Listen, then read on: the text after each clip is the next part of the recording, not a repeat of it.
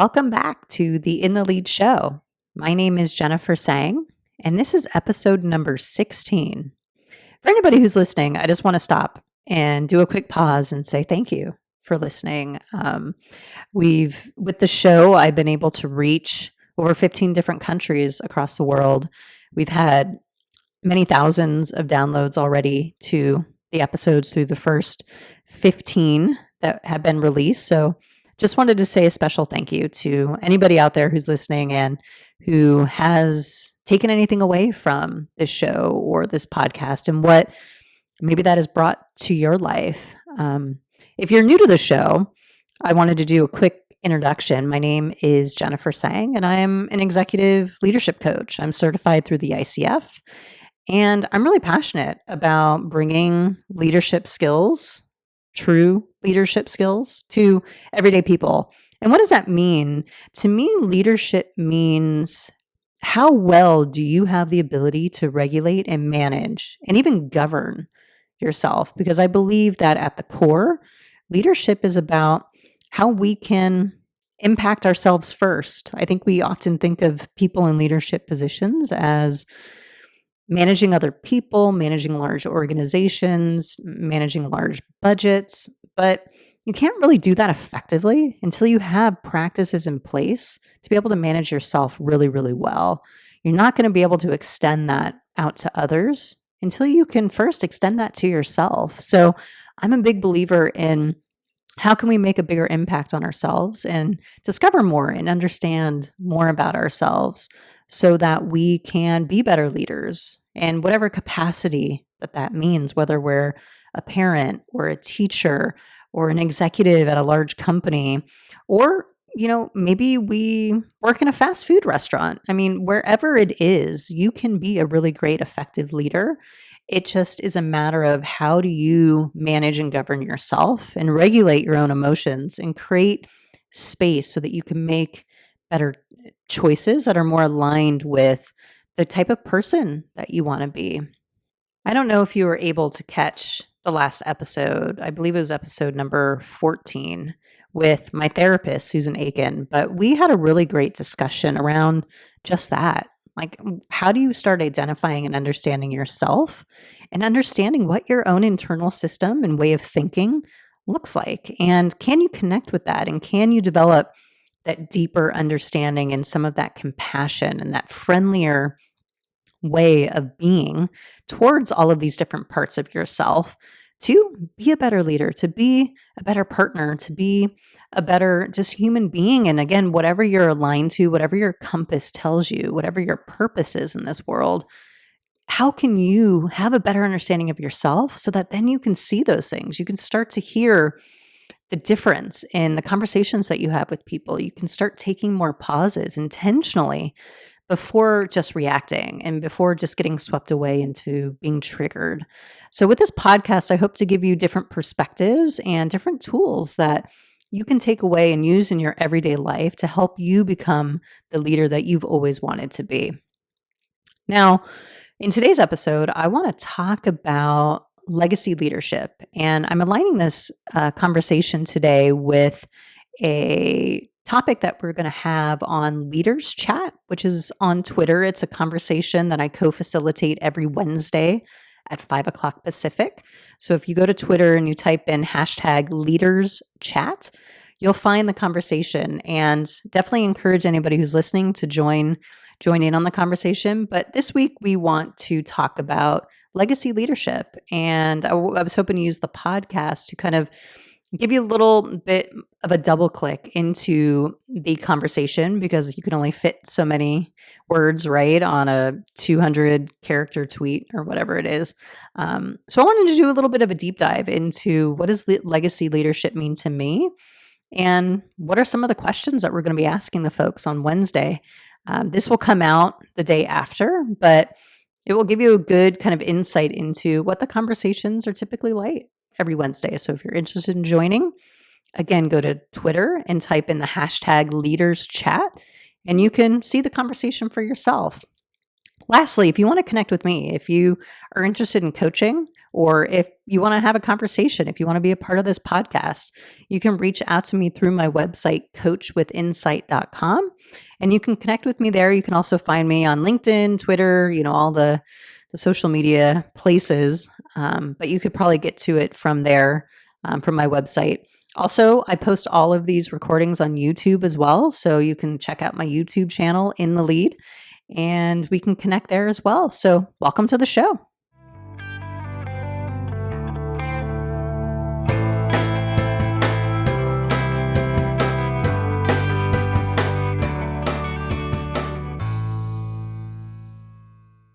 Okay, welcome back, everybody. I'm going to switch up the format. Like I said, it's going to be a little bit different today. Typically, I either do a conversation with another person and we talk about a specific topic. And at times, I'll even do a solo show where I'll just kind of give my thoughts on a topic. But I wanted to, again, do a double click into the Leaders Chat topic for this week, which is all around the legacy of leadership. So I want to go through some of the questions that we'll be asking on the conversation on Wednesday at 5 o'clock Pacific. And I'll give you my kind of thoughts and perspectives on that, a little bit more again than that 200 character tweet that I can, use to answer these questions. So hopefully this is a little bit of a double click. But so the first question is, legacy of leadership is what? And I've been thinking about this a lot actually since we wrote the questions. And legacy to me has always kind of had this, I don't know how to put it. It feels like I look at legacy probably a little bit different than most people. I think a lot of people look at legacy as about, what do we want people to remember? Am I going to put, am I going to have books written, or am I going to be, spoken about or talked about after, I leave the planet? And for me, legacy, I feel like, is a living, breathing thing every single day. So my legacy is, how do I want to be remembered while I'm still alive? How do I want to impact people while I'm still here and while I'm still in, the different capacities that I have? I'm an executive coach, a leadership coach. I have a 9-to-5 job at a tech company. I have a lot of things going on in my life where I'm constantly interacting with people and constantly, having to step into leadership roles. So for me, it's about my legacy is I want it to be how I'm remembered and impacting people every single day while I'm here. So for me, it's about going back again to that self-regulation, self-management is what are some things that I can do to have kind of this living legacy that when people think about me or people think about their interactions with me, they have a positive, reaction. They have a positive experience, right? They smile, they want to work with me. And that's something that is an intention that I set out actually for myself for this year, was to help bring more calm to people that I interact with. So that's something that for me feels like a legacy, is like I want people to have those experiences and interactions with me on a daily basis. And I want to impact them in some way. So I try to bring that calming energy, that grounded energy that comes from all the work that I do in therapy, all of my coaching work, all of my self-work that I do to help kind of slow things down and get really grounded and really rooted in who I am and all of that, all of that other chatter that a lot of us have going on in the background.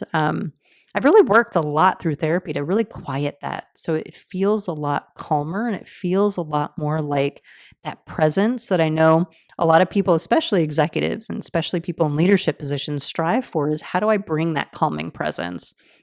So for me, if I were to talk about what is the legacy of leadership, it's how we show up and how we're remembered each day while we're still here, not long after we're gone.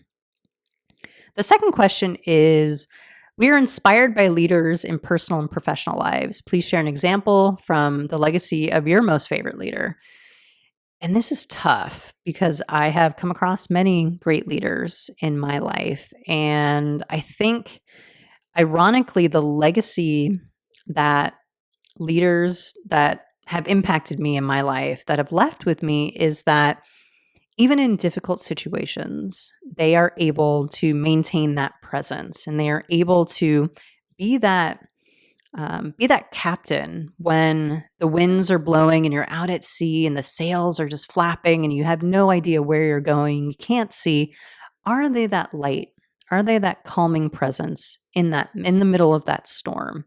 So my favorite leaders have always had that presence that you just feel better when you are around them, and they can help calm and ease your fears and help you identify maybe where you're headed. And that's through mentorships. I've had a couple of great leader mentors over the years that have helped me just see through the clouds, see what my own compass is, and help me understand, again, what kind of impact I want to make. And for me, that's been extremely inspiring to be able to sit down with an executive or somebody who, I want to learn from, or that I want to, um, emulate maybe in some way, that understanding that, first of all, they have compassion and they're able to provide that space for me to be vulnerable and to help guide me in those times when maybe things were really tough and I couldn't see through the clouds, and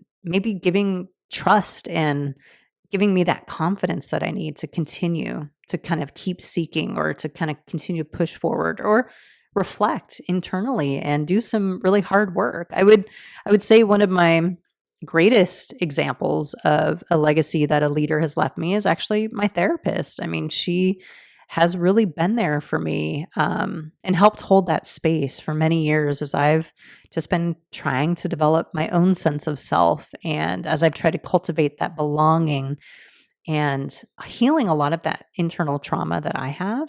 So I think there's a lot of great leaders that I have come in contact over the years, and they've definitely impacted my life in personal and professional ways. So the next question is, what are the benefits of creating a leadership legacy?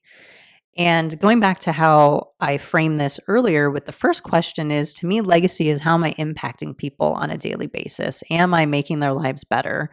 Am I bringing that sense of calm?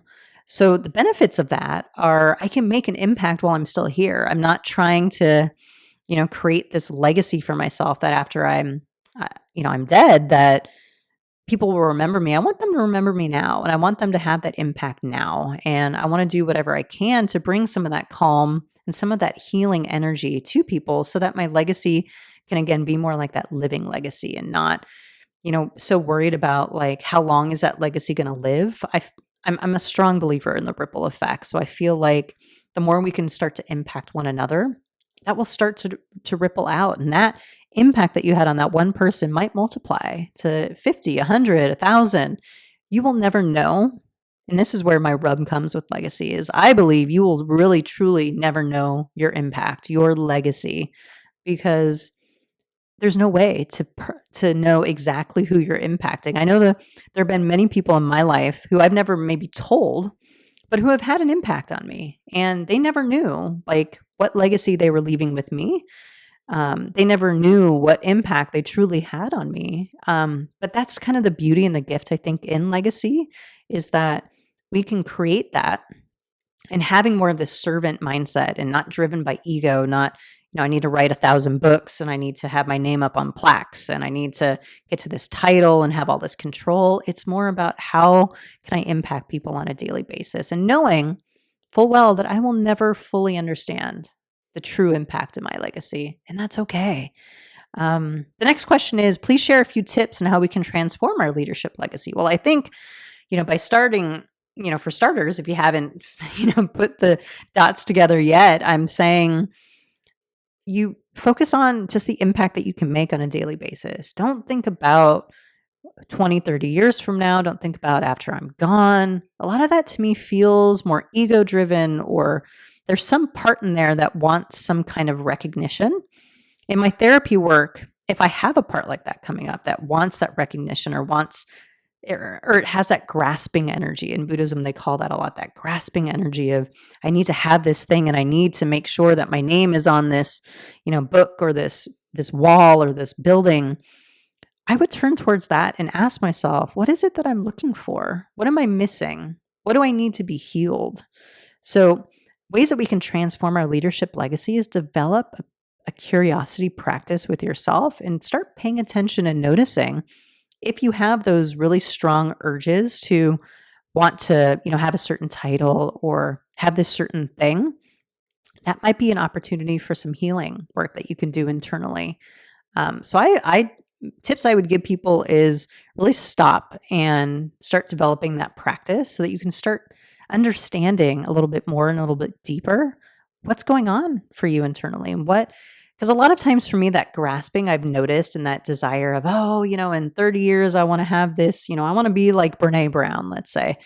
For me, that indicates to me that there's something going on internally that doesn't feel seen, that doesn't feel like it has a voice.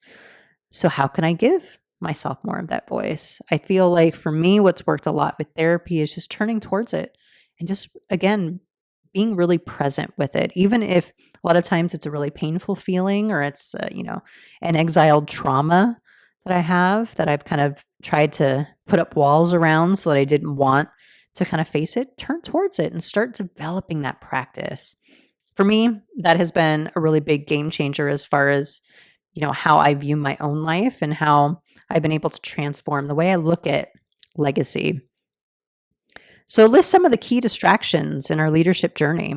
This is great because I think about this a lot. And I think that especially in corporations, especially in companies, we're really focused on the leadership journey being defined by a title or by a set of indicators that does not indicate whether you are actually a true leader. I know a lot of people I've seen worked with a lot of people in leadership positions that weren't really good at leading at all. Like they were the captain on the ship when the storm's coming. They completely come undone, or they maybe jump ship, right, and leave you, or they start blaming.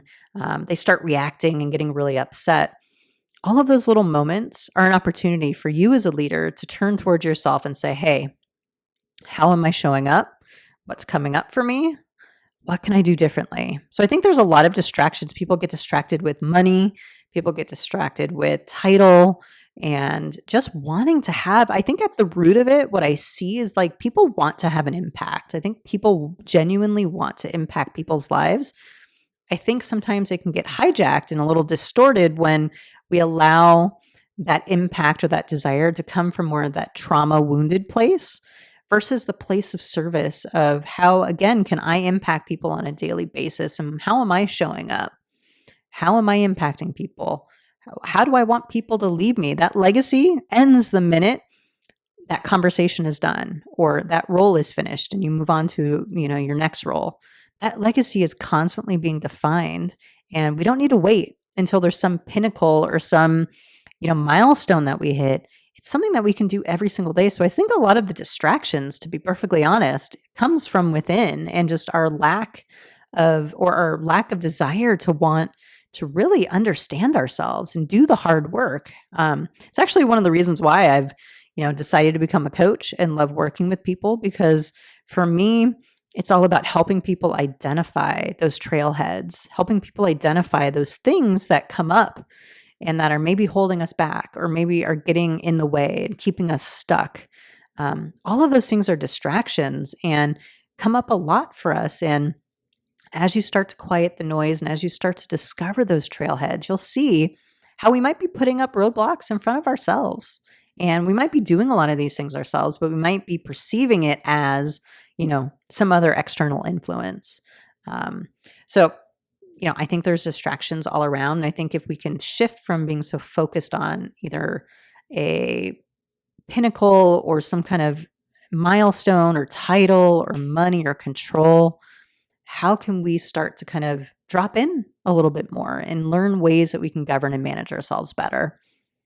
The next question is, how do you think we can overcome distractions in our leadership journey?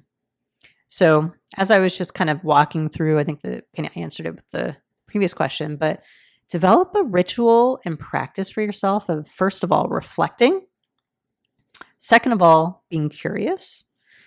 Third of all, having courage. I think those are some of the three really key elements for how you overcome a lot of things. But are you, first of all, reflecting? Are you noticing how you're showing up, how you're impacting others, how you are even managing a business? Do you have a reflecting practice that you do on a daily basis or even an hourly basis, whatever that is? Are you reflecting and taking that time?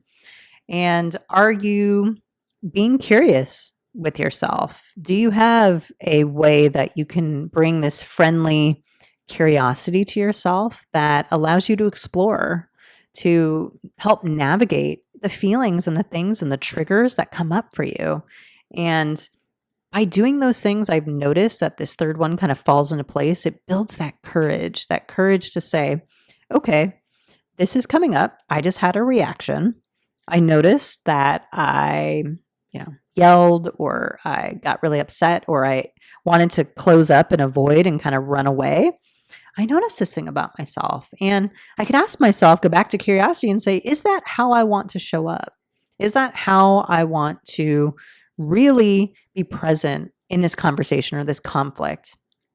I think it takes a lot of courage to really give ourselves that space to reflect and be curious and challenge ourselves a little bit, to stretch the way that we think, to stretch the way that we show up. And it's not about blaming. It's not about, finding fault or judgment or shame. It's just about this very open, curious, mindful way of interacting with ourselves. And I feel like this is one of the big things that's missing with leadership. And I've come across some leaders in the past who have gone through some pretty, difficult situations where they had to navigate through either discrimination cases, or they've had, other HR cases raised against them, where it really threw them into this sense of like, I don't understand who I am, and I'm now threatened because everything that I thought that I was, I'm not. So for me, the courage comes with being able to put that pause, hit that break, and say, okay, this is what's coming up. What's my opportunity here to learn? What can I learn from this situation? And again, going back to your compass, really knowing that and understanding, like, where do I want to be? Who do I want to be? And then really being able to stay with that. I think you would be surprised. I talked about this in a previous episode, but I have a very distinct memory of myself in therapy and going through, processing through some really kind of tough things and feeling in my body like I just wanted to run. Like, I've never had such a I've never noticed it so distinctly like I did in that moment, where it was like everything inside of me was telling me I need to run away. And I can remember kind of having this dialogue internally with myself saying, it's okay. I know that you want to run away. I know this is painful. I know this doesn't feel good. And think of what you are creating here. By creating that space, you are allowing, even if you pause for a second, 5 seconds, you are allowing that space there for things like compassion to take the space, empathy, understanding, curiosity. So even if things are really, really painful, I know that that's where a lot of the courage comes in, because we don't want to feel that pain. We don't want to experience that discontent, but can we just sit with it? Can we just sit there and be with it, even though you are feeling really, really upset or triggered, or like you just want to fly away. You just want to run away. You want to get away as fast as you can because you don't want to feel that. But the biggest epiphany that came from that experience for me was, Jen, you can't run away from yourself. You just can't. Like, even if you run away for that moment, it's still there. Like, it's going to come up in another way. It's going to manifest itself in some other way.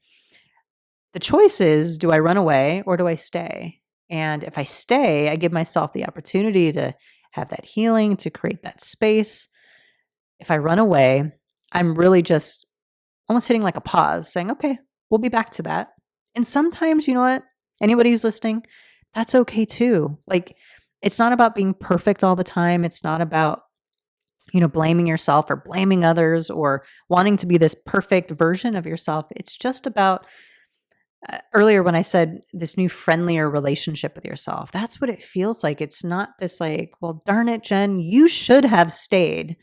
How dare you not stay? You need to stay. That you are making yourself worse. You are, only suppressing that trauma even more by not having that shame and that blame come up. And again, shifting into more of that self perspective where you can be more understanding, more compassionate, more empathetic, and say, this is tough. It's not easy. And this is really hard. I noticed for me, that was probably about 3 or 4 years ago. That was a really big turning point for me as far as like how I develop and cultivate this new friendlier relationship. And I also taught myself through all of that too, was like, nothing happened, right? Like, I think we have a lot of fears, especially in, leadership and when we're trying to learn to manage and govern ourselves, is that we're fearful of, we don't know what's going to happen. And now the stance I've taken myself is like, well, let's see what happens, right? Like, what's the worst that can happen? And by me staying there, I only have benefits. Only staying through all that discomfort, does it provide me benefits? So I think, again, it's about that regulation and management, but a lot of distractions can come up for you. And what I find is, for me at least, a lot of it is actually driven internally. It's my own story, it's my own traumas and wounding. And again, how can I do some of the work to heal some of that wounding, to kind of acknowledge, the narrative that's happening so that it gets a little bit quieter, so that then I can, again, be more present and be a more effective leader. So we're ending the conversation this week with a quote, and we typically do that. And this one is by Maya Angelou, and it says, "If you are going to leave a legacy, make a mark on the world that can't be erased." And usually we ask people to discuss and, talk about how this aligns with your leadership journey. And I think it does. I mean, and again, for me, it's making a mark on the world that can't be erased, because every single life that you touch, every single person that you impact, that is being felt by more than just that person. So as they're impacted, they might then go have a conversation with their spouse, or have a conversation with their child, or have a conversation with the grocery store clerk, and they can leave that mark. And it's almost like fingerprints. I look at it like we're leaving a lot of little fingerprints everywhere that we go. And the marks don't have to be huge. They don't have to be big, huge palm prints. They can be, even a little partial fingerprint. But are we looking at it like how many of those little marks we want to leave on the world? And those things can't be erased. And the more that we can make those kind of deeper internal marks on ourselves as well as others, those absolutely can't be erased. They can never be erased, because that is that transformation. That's what leadership is all about. Those little things that are left with people. And if you've had that experience, you know what I'm talking about, is those little tiny moments or those little tiny marks that people leave on you. They can be really great, profound, transformative marks.